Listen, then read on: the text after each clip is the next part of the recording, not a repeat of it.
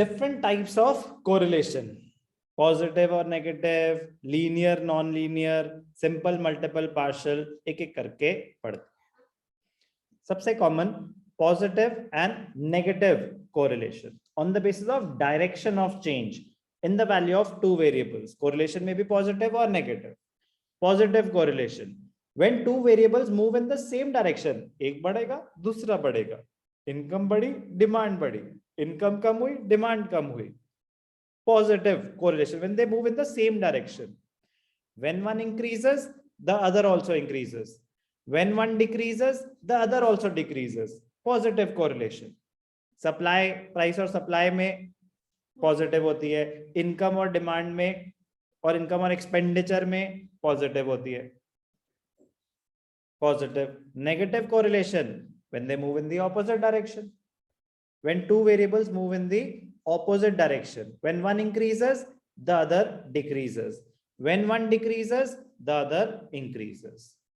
Then such a relation is called negative correlation. Example, relationship between price and demand. Day temperature and sale of woolen clothes. Temperature कम होगा, woolen clothes की sale बढ़ेगी.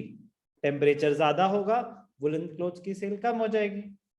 Inverse negative correlation, negative और inverse की बात है, positive और direct एक ही बात है। तो on the basis of direction, on the basis of direction, तो पॉजिटिव और नेगेटिव। लीनियर और नॉन लीनियर, ध्यान से देखना, on the basis of ratio of variations in the related variables, relation can be linear और कोलिनियर। Non-linear.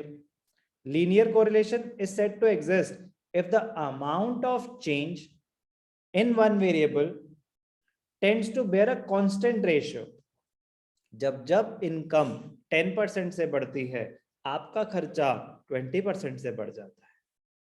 फिर 10% से income और बढ़ी, खर्चा 20% से बढ़ गया। तो अगर ऐसा कोई कांस्टेंट रेशियो है तो लीनियर रिलेशनशिप है, मतलब एक पैटर्न है, एक फिक्स्ड पैटर्न है, तो लीनियर कोरिलेशन। ये 10 से 20 हुआ, डबल हुआ, तो ये 5 से 10 हुआ। ये 10 से बढ़ा, फिर 5 से और बढ़ गया। ये 10 से बढ़ा, ये 5 से बढ़ा। अगर वो 20 से बढ़ता तो ये 10 से बढ़ता। तो एक कांस्टेंट रेशियो से बढ़ रहे हैं दोनों, तो रिलेशनशिप है कांस्टेंट रेशियो, तो लीनियर। ये 10 से बढ़ा, ये 5 से बढ़ा, ये फिर 10 से बढ़ा, ये 3 से बढ़ा, ये 10 से बढ़ा, ये 8 से बढ़ा, तो नॉन लीनियर। कोई ऐसा फिक्स्ड रेशियो नहीं। प्राइस 10% से बढ़ा, डिमांड 10% से गिरी, प्राइस 10% और बढ़ा, डिमांड 10% और गिरी, तो लीनियर, कांस्टेंट रेट पे चेंज हो रहा है। कोई ऐसा फिक्स्ड रेट नहीं है, does not bear a constant ratio, then the relationship is non-linear. relationship तो है, प्राइस बढ़ रहा है, डिमांड गिर रही है, बट फिक्स्ड रेट से नहीं, तो नॉन लीनियर। तो एक था पॉजिटिव नेगेटिव, एक था linear non linear. Non linear को कर्विलीनियर भी बोलते हैं, क्योंकि फिर वो कर्व के शेप में, एक स्ट्रेट लाइन नहीं बनती। लीनियर में क्या होता है, स्ट्रेट लाइन बन जाती है। नॉन लीनियर में कर्व बनता है, स्ट्रेट लाइन नहीं बनती।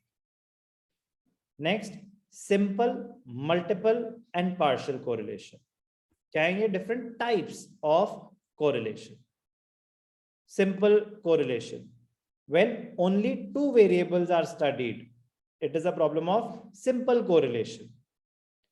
Multiple correlation, when more than two, so 3 or more than 2, so multiple correlation. For example, relationship between wheat output with fertilizers and rainfall. तो wheat output, fertilizer, अगर सिर्फ यही हो रहा था कि जितना ज्यादा fertilizer उतना ज्यादा output, तो ये simple correlation है। Wheat output, fertilizer and rainfall studied together, multiple correlation. Partial correlation, under partial correlation, relationship between two variables is examined keeping other variables as constant. एक कांस्टेंट है तो दो को स्टडी कर रहे हैं, तो partial correlation. Partial correlation. For example, production of wheat depends upon many factors like rainfall, quantity of seeds, manure. If we study the relationship between production of wheat and quality of seeds, keeping rainfall constant, seeds की quality change होने से output पे क्या impact आ रहा है?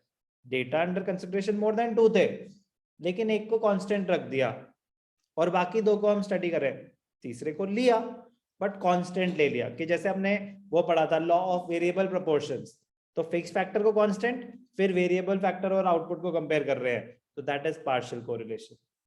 जब दो ही variables हैं तो दैट इज सिंपल कोरिलेशन. जब तीनों वेरिएबल हैं दैट इज मल्टीपल कोरिलेशन. तो डिफरेंट टाइप्स क्लोज करेंगे. सबसे पहला पॉजिटिव और नेगेटिव. पॉजिटिव में both move in the same direction, चाहे बढ़े तो दोनों बढ़े, गिरे तो दोनों गिरे. Negative correlation both move in opposite direction, एक बढ़ रहा है तो दूसरा गिर रहा है, एक गिर रहा है तो दूसरा बढ़ रहा है. नेगेटिव कोरिलेशन ये एक तरीके का था. एक लीनियर और नॉन लीनियर. लीनियर मतलब एक चीज 10% से बढ़ रही है तो दूसरी भी 10% से बढ़ रही है, एक चीज 10% से गिर रही है तो दूसरी भी 10%, मतलब एक कांस्टेंट रेट पे है. जब जब 10% से बढ़ेगी तब तब ये 8% से बढ़ेगी या 5 से 20, बट हर बार उतने से ही चेंज हो रहा है. Linear constant ratio.